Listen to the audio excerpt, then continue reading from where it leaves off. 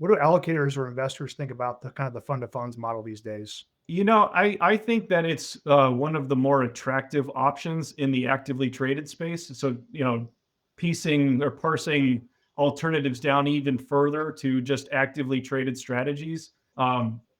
Over time, and I mean, it's also what the ISG business was built on, right? This idea of building portfolios, not just kind of marketing strategies.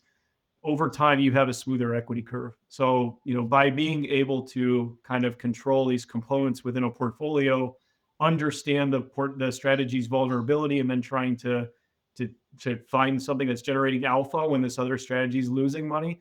Those types of approaches are what give you that, bottom left, top right, just ski slope equity curve. Or at least that's the intention. And that approach is the only thing that gives you a chance at succeeding in that. Um, I think the returns are compelling enough to where that makes the case for a fund of funds, right? Like you look at the return stream and it's smooth and it's generally positive, and you go, okay, maybe the fund of funds idea makes sense.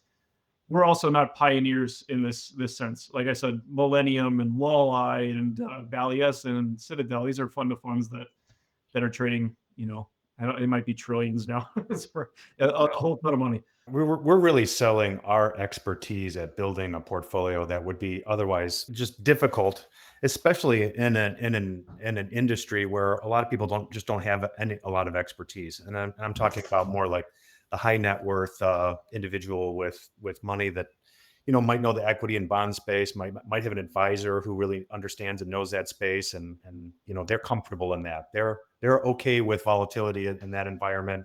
It's what's taught.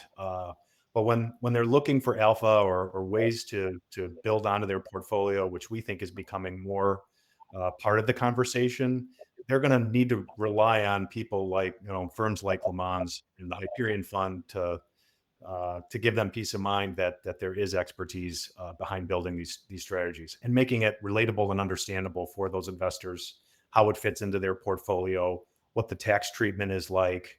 I mean, there's just a lot of things that they would otherwise not know that makes the fund of funds more appealing to